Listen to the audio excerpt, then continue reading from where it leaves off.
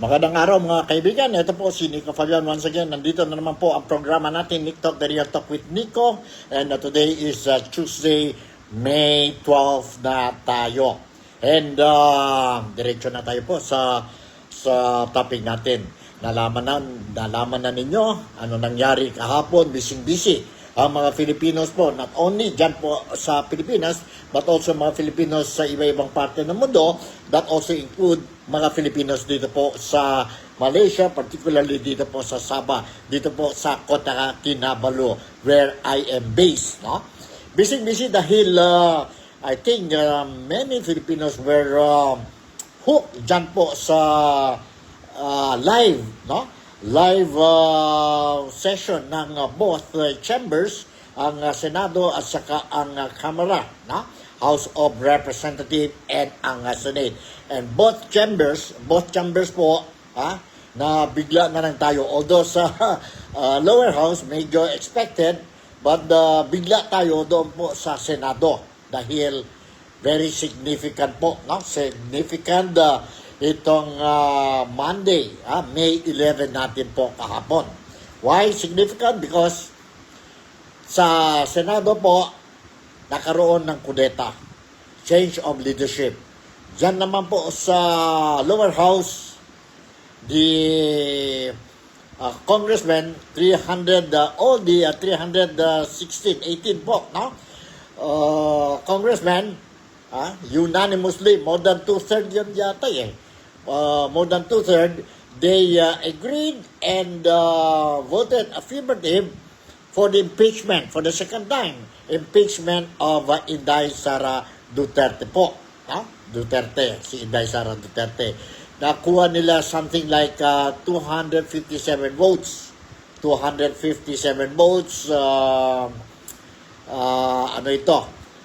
affirmative or yes votes, and mayroon yata 26 no votes, and 9 abstain.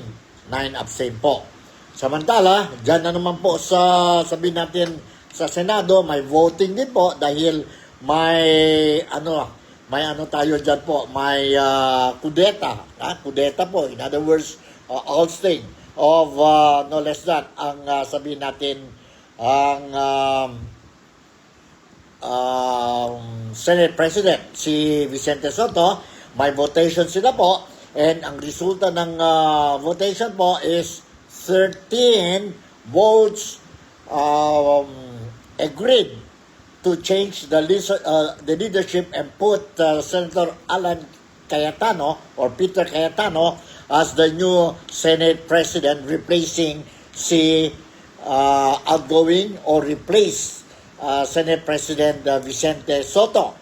And mayroon dalawang sabihin natin senador who abstain ang boto nila, and 9 po voted for no change of leadership. No change of leadership. So yun po, yun dalawang chamber. Yesterday po, May 11, yun po ano nangyari dyan po sa Pilipinas. Umpisa na tayo po. I prepared a lot of video clips para sa mga followers ko dito po, so you will understand talaga po, no? You will really understand what happened dyan po sa Senado at saka sa Kamara o sa Kongreso po yesterday. To start with, let me share with you po ang oath, a portion of the oath taking of the new Senate President, si Senate President. Mr. President. Sandali po. Senate President Alan Peter Cayetano po. Alan Peter Cayetano. And let's watch and listen itong oath-taking na po. Hold on. Diretso na tayo. Kasi ang dami tayo ngayon mga video clips, no, for today po. Office, I state your full name. I, Alan Peter Shram Cayetano, Having been elected to the position of Senate President, having been elected to the position of Senate President, do hereby solemnly swear that I will well and faithfully discharge, that I will well and faithfully discharge, to the best of my ability, to the best of my ability, the duties of my present position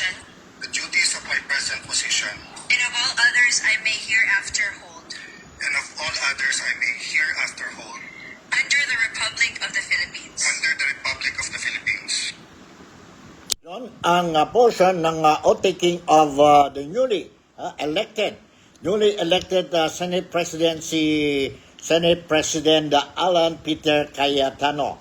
Ano naman ang reaction ni outgoing or Senate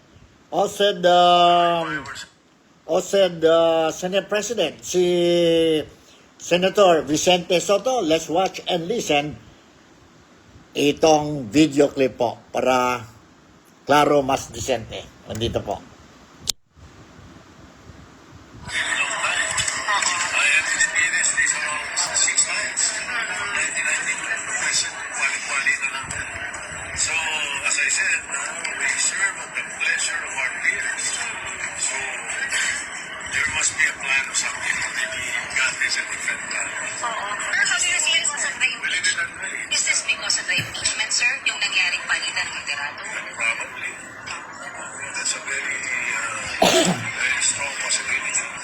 Because if I were Senate President, once the House approves the article of impeachment and sends it to us, I will constitute and convene the impeachment vote. May tampo ba kayo, sir, doon sa iba? Hindi naman. Hindi ako rin. Sabutan na yung kanya sila. Kanya sila agenda. You weren't surprised at today's happening.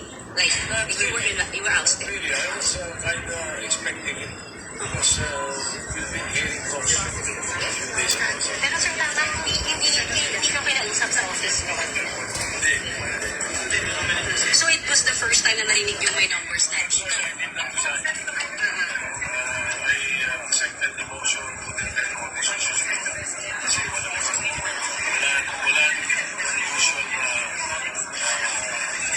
Sir, paano namin, sir? Andyan, sir.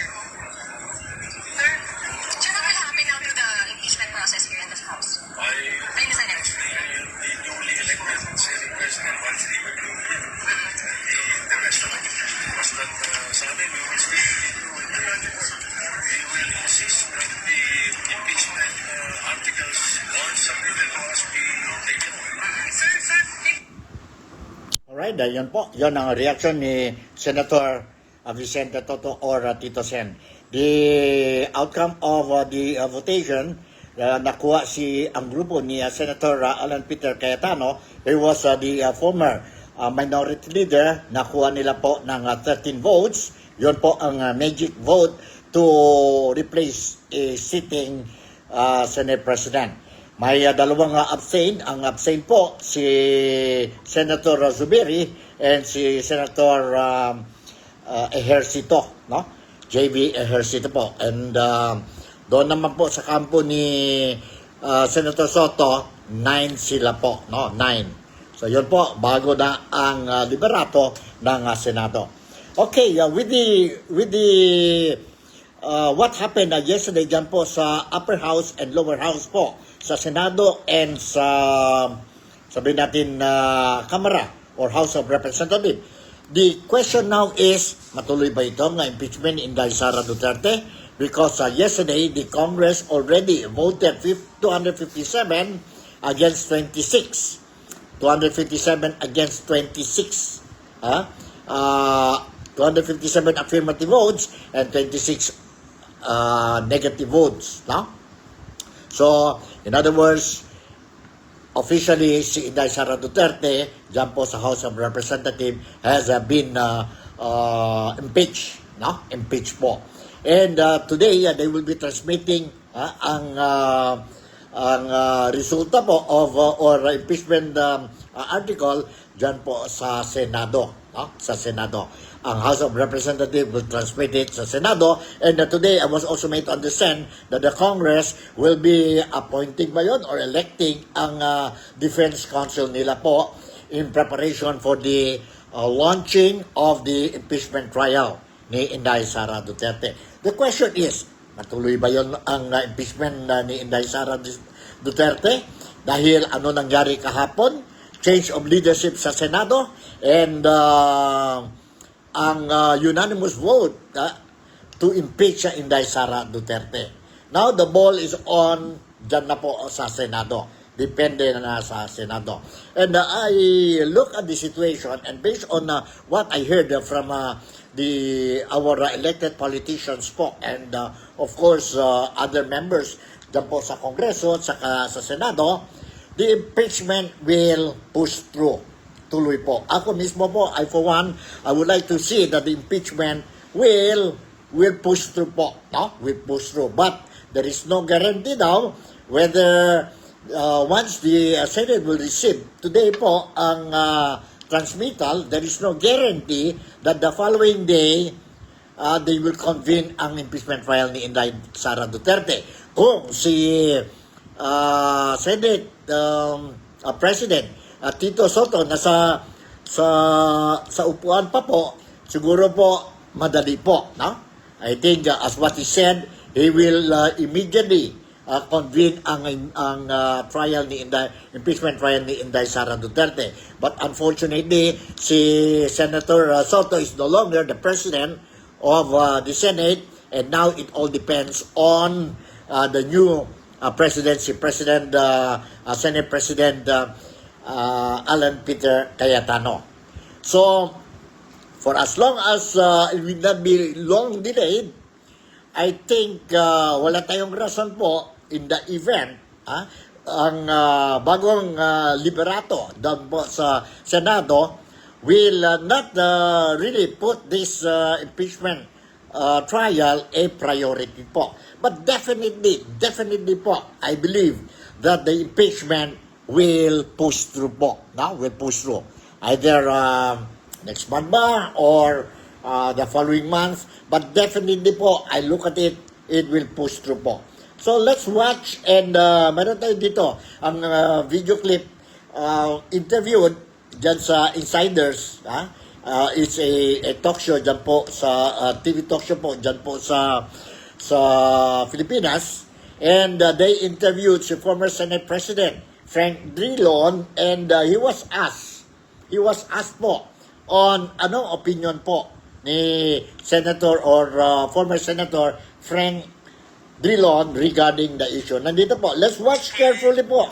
Let's watch and listen carefully ang mga statements, ang answer ni former Senator Frank Drilon po. Nandito po. This is dictated by 2028 because of the impeachment.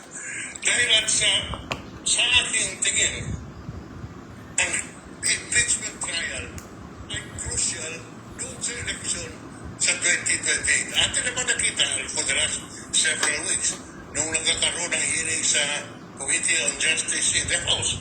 Bumababa ang support ni Vice President Sara. Lalo na po pag nagkaroon ng full trial sa Senado, talagang makikita mo sa aking prediction na mahihina lalo ang service ni Vice President Sara. Kaya alam nila ng grupo ni VP Sara na importante na hindi magkaroon ng trial sa Senado. Ngayon, ang tanong, paano gagawin ito dahil sabi ng Supreme Court, forthwith, ibig sabihin, itong Supreme Court, di mo na maintindihan. Kahit ang abogado, forthwith, pero kung ano-ano mga sinasabi. At di, ang ngayon, di mo na maintindihan kung ano ang rule. Ang naintindihan ko lang na ang discretion of the Senate President kung kailan gagawin at respetuhin niya ng Court Suprema sang-ayon dun sa decision on the motion for reconsideration. Okay. Ano ang nangyayari bukas? The impeachment complaint will be elevated to the Senate. Unang-una, ang first thing dyan, ilalagay sa order of business. Ngayon, hawak po yung committee chair ng Committee on Rules. Pwede lang i-schedule pwede ilagay ang impeachment complaint sa order of business by next week. Hindi naman sino mag-reklamo. Next week, ang order of business will include the impeachment complaint. And then, i-refer yan sa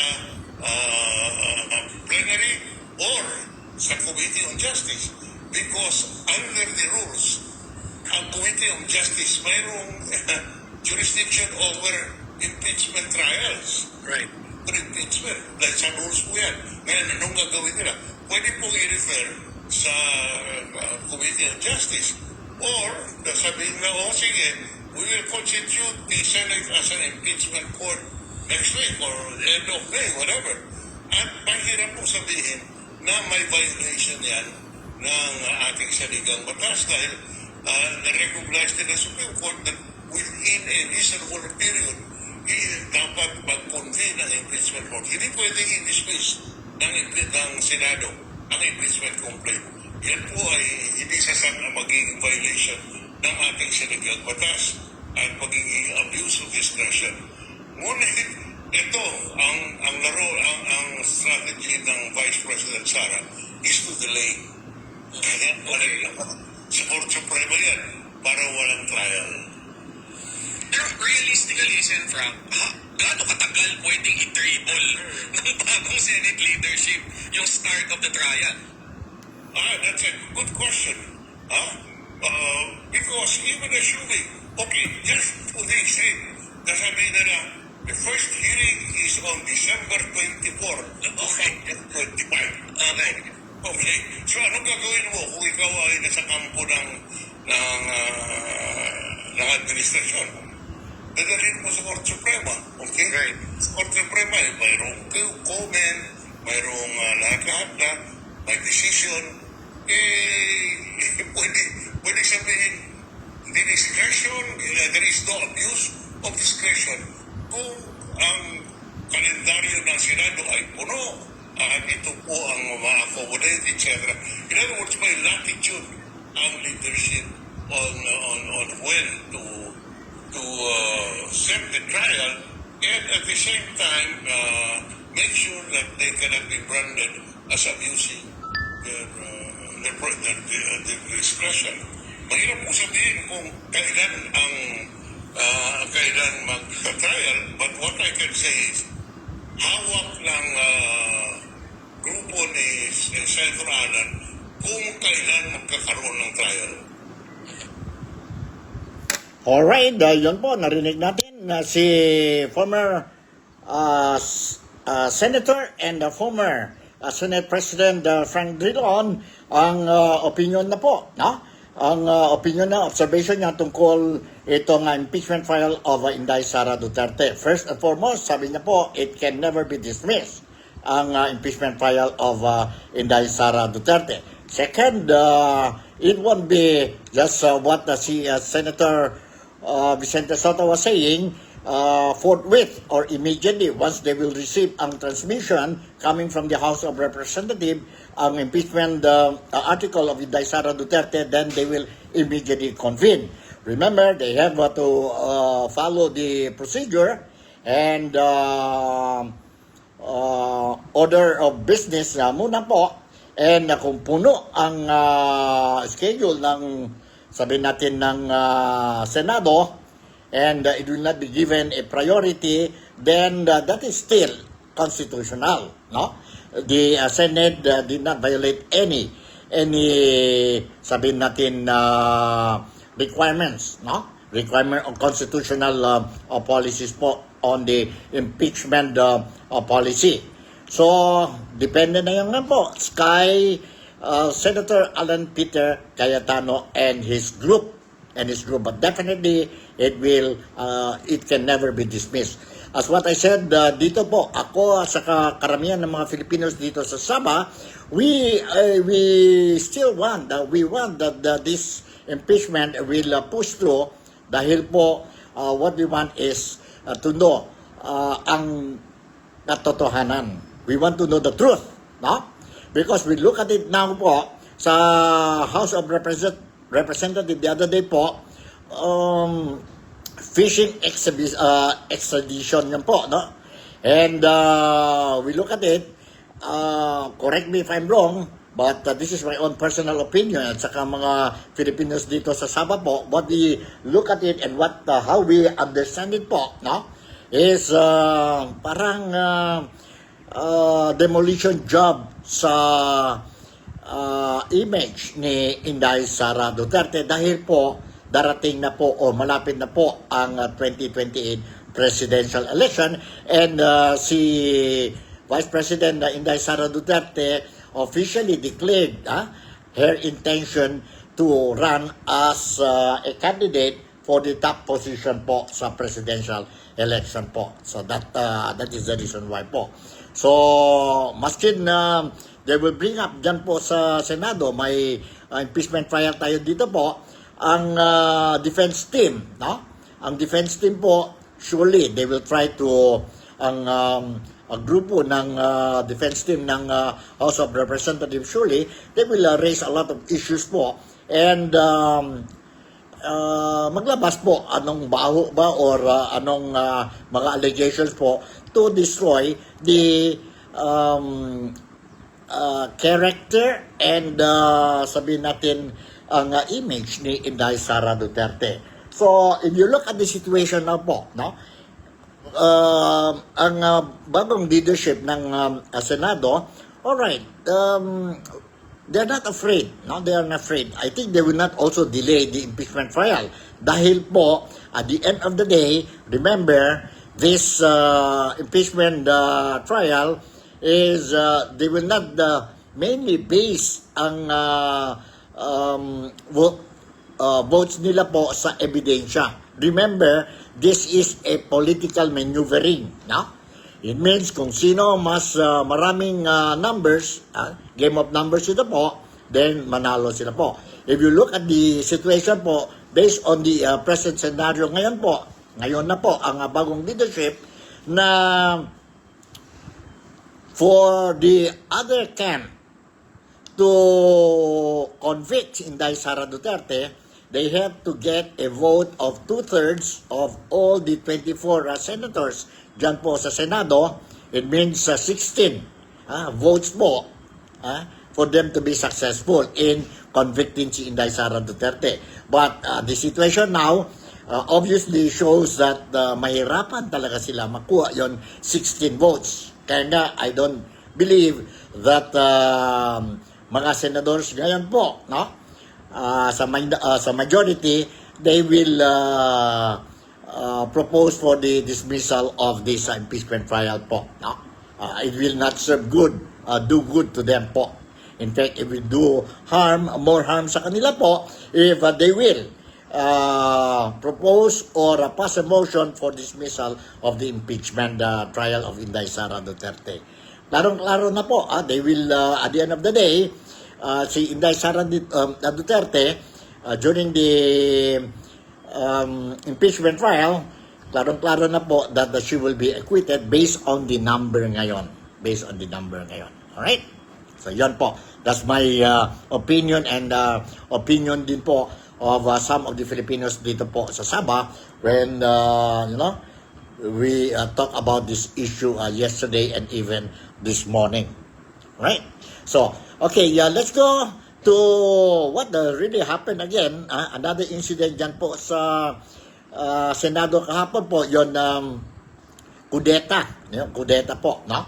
And nobody were expecting that si Senator Bato de la Rosa, who has been missing since November dahil itong news na pinalabas si Ombudsman Jesus or Crispin Jesus Remulla about the warrant of arrest from the International Criminal Court. And that is the reason why si Senator Bato de la Rosa skipped a lot of Senate sessions po, no?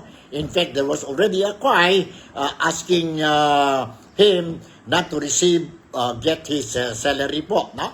Kasi unfair daw po. And only to find out, yesterday, narinig natin from Senator Bato de la Rosa, sabi niya po, I am not getting my salary since the time I stopped reporting dito po sa Senado dahil po sa threat sa kanya po, no? Sa threat sa kanya. So, what happened yesterday when he attended the session and he really played a very important role dyan po sa kudeta or to replace, to successfully replace si Senator Soto po, ang voto niya po is very important. Very important po, no? Kaya nga, successful sila. And as he went inside the building or session po, session hall ng Senado, na nandoon na pala po ang mga agents ng National Bureau of Investigation, and they are there to arrest si Senator Bato de la Rosa, and they have this warrant of arrest apparently issued last November pa po, last year. But it was still confidential, and it was only yesterday when they heard that Senator Bato de la Rosa is attending the session po. Maybe to stop itong kudeta or whatever na po, we don't know. So, they tried to stop si Senator Bato de la Rosa, but luckily, Senator Bato de la Rosa managed to escape from them, from the arrest po, and nakapasok siya po dyan po sa session hall. While he was running po, nakita sa video clip na in fact he stumbled sa staircase po, and that is the reason why may dugo ang kamay niya po. May dugo ang kamay niya po. So yun po, that is really what happened dyan po sa Senado kahapon po. And hanggang kagabi, tense ang situation dyan po sa premises ng Senado. Ang daming mga pulis and mga sabi natin NBI agent who went there to arrest si Senator Bato de la Rosa, found themselves being arrested instead si Bato de la Rosa because ang Senado filed or sa kanila po cited them in contempt for creating ito na po disturbance, disorder incident dyan po sa Senado po, I think 9 of them. So let's watch and listen ang reaction din po ni former Senator Frank Dillon on the issue. Nandito po. Let's watch and listen to this.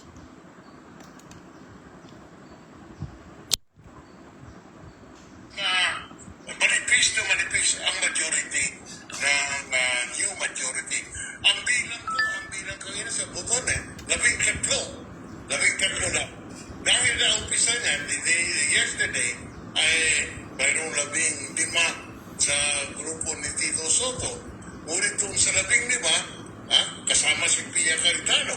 Kaya 14 na lang kasama yung 2 bilyar. Kaya nagiging mas manipis.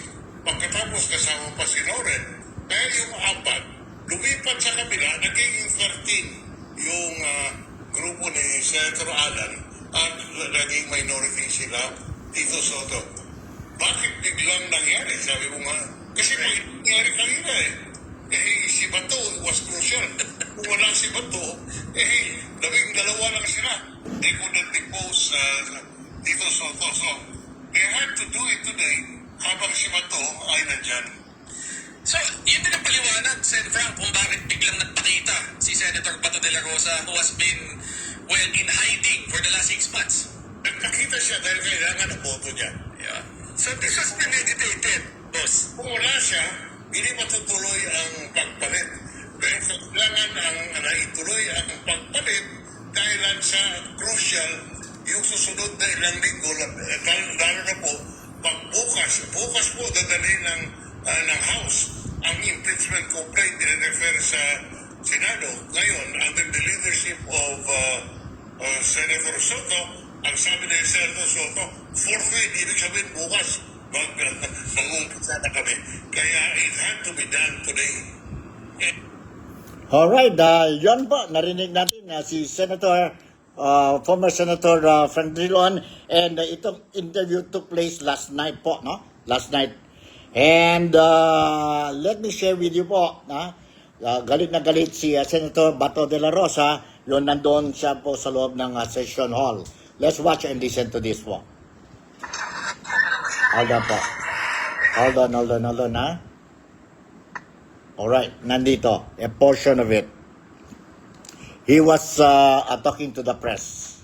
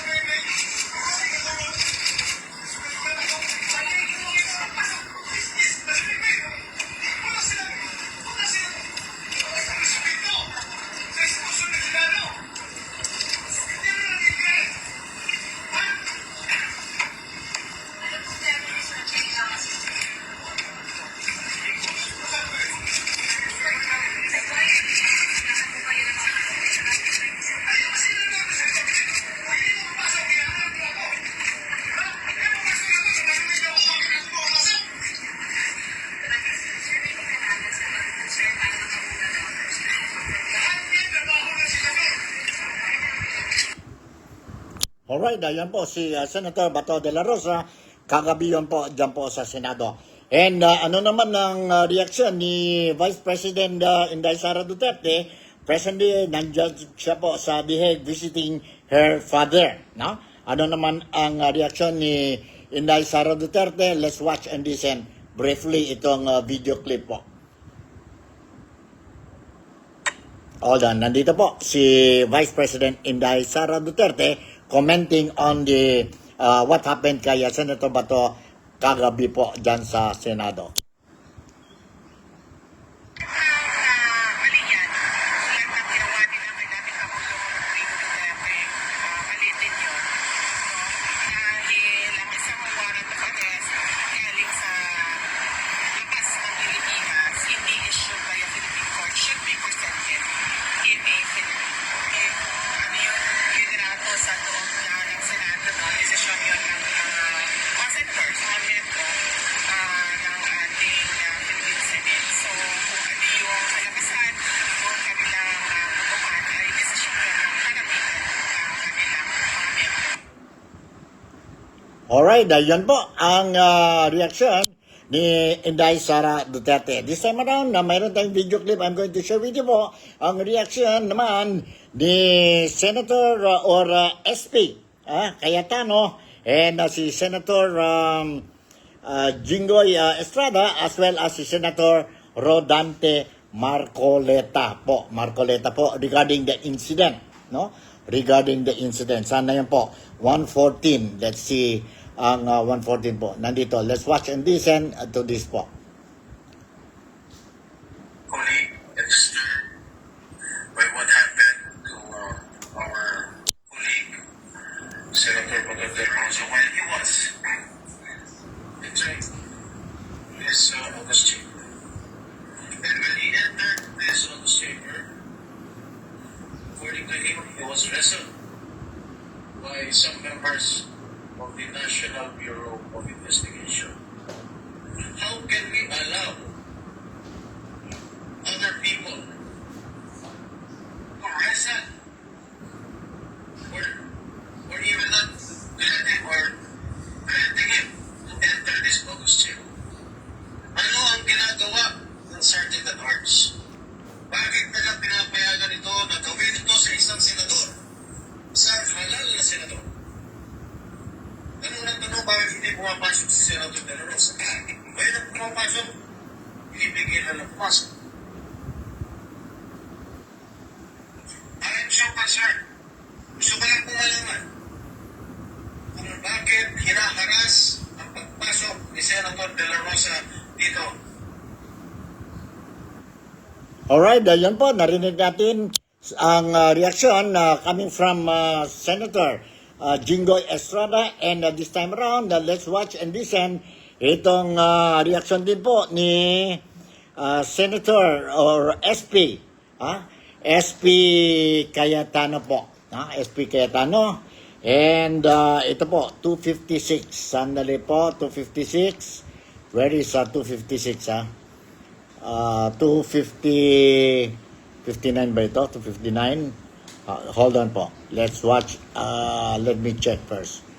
256 yun. Saan yun 256? Okay. Sandali lang po, ha? Nandito na po. Alright.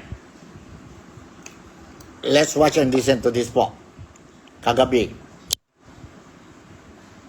Conferring with the people who had the floor, the honorable senators and Senator Soto, I'm hereby directing the Sergeant at Arms to complete his investigation, to continue to talk to the NBI and to former Senator Trillanes, and give us a written report within the next 30 to 45 minutes.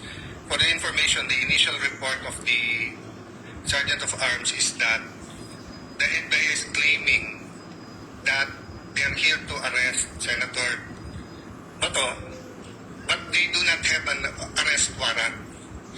Okay, that is why it is critical that either the Sergeant at Arms or the report or a written report. No? So, but he will complete his report by talking to them now. Senator Juday. Mr. President, do you mean to tell me that the NBI were here to arrest Senator De Rosa without the benefit of any warrant of arrest?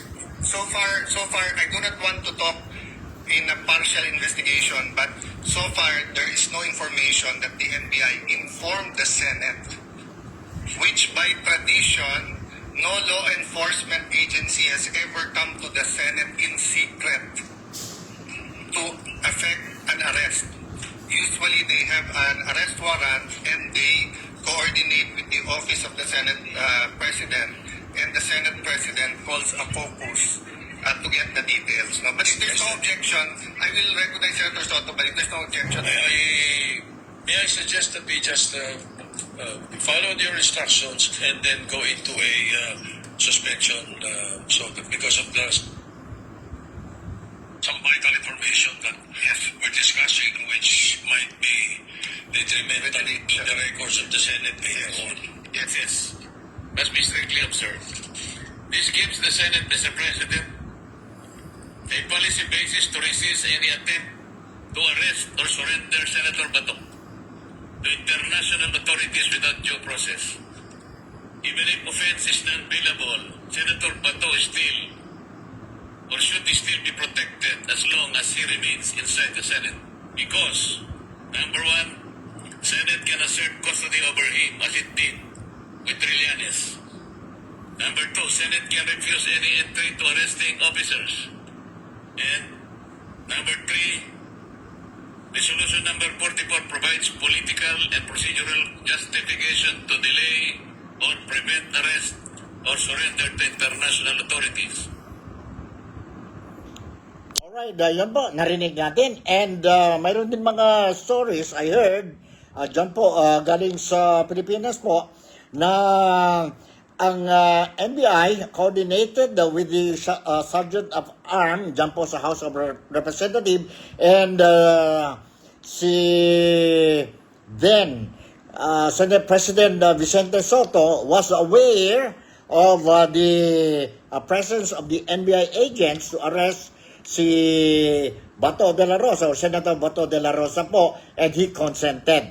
But unfortunately, he did not inform sa Senado po about what will happen na ang presence ng mga NBI agents dyan na po sa Senado kahapon yun po, no, during the session. So this is a report. I don't know, I'm not saying this is already confirmed, but I read and heard from the media outlets reporting this kind of news po, no?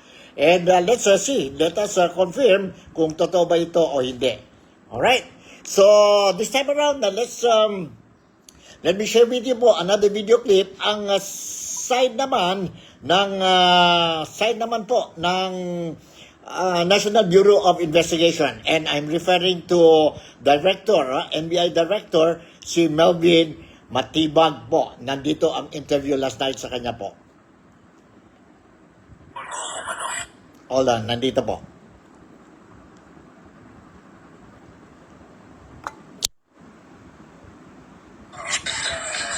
Kasi may mga promotion na nangyari. So, some of our leaders were put in contempt. So, during contempt, that Senate President agreed that he will be under, all those NBI was in contempt will be under custody. There will have a change of on backbiting at magkakaroon kami na exchange ng backbiting. Okay. Paano mangyayari sir? Yung tungkol doon sa mga kinontempt. Yung siya. Yung siya. Oh, anong mangyayari So, sa they're kanya? still in contempt, but we will be placed under my custody. Under the custody ng The NBI. NBI. So we'll do our own fact-finding. May fact-finding din yung Senate. Then we'll have complete. Pumayag yung mga senador sa ganun. Okay naman, no? And I'm very thankful na gano'n. So that we can all go home, ano? Sir, what na ICC warrant? Yung warrant, sorry. The ICC warrant is there already. And there was also a resolution. I understand that the Senate mentioned that Senator Bato will be under their custody. So kami naman on the executive side, we respect the 4-1 branch nila, di ba?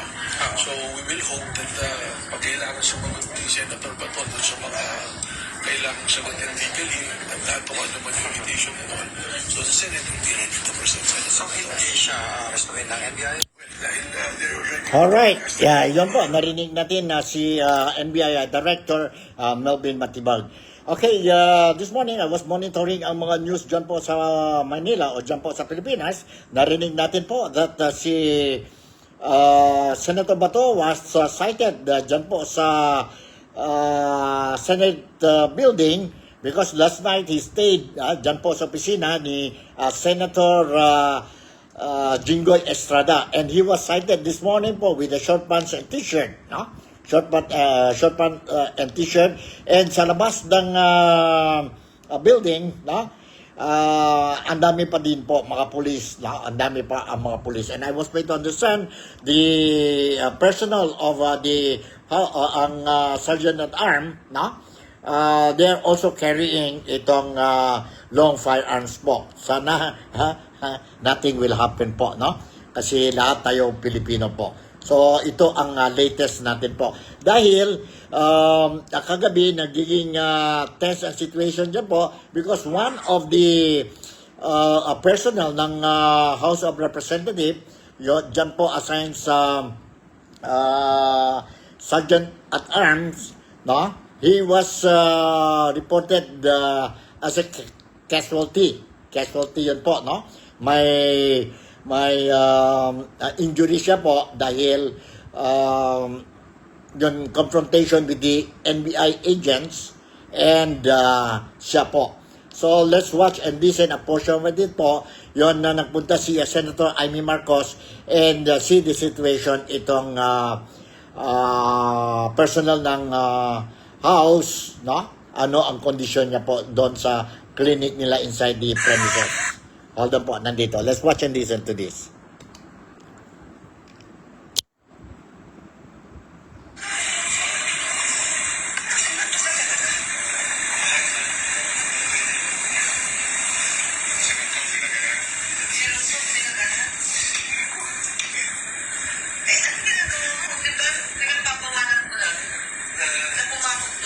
Sinasala ako na nalabas kasi. Paris ko sa akin, huwag mo nang palabasin yung walang QR code. Siyempre. So, pinapalabas lang ko na yung mga empleyado ko na ng website ko. Bakit nire-lockdown ang Senate? Kanino ang Senate? Kanina na. NBI took over the Senate. No, bali, ang instruction kayo noon, so kaya na lockdown na. So, nung palabas naman, sinasala namin yung lalabas po para mamon po yung mga pusin po yung Ang ginawa dito sino? lahat Kasi dito nagpapendo ka lang. Nagpapendo ka lang. Sige, kabila. Kabila. Ano ba yan? Ano ba yan? Sinaktak ka sa ila. Sabi ka nila? Saan ka dadalhin? Teka muna, teka. Ay, pamilya rin po ko! Teka. Inaarap ko po yung nagawa ko sa may pinagawa ko hanggang nakita ko si sabi ko okay po rin. Baka walang yari yung NBI na. Yan po, narinig natin. Yan po ang biktima po, no? One of the personnel, security personnel ng House of Representatives kagabi yun po, no?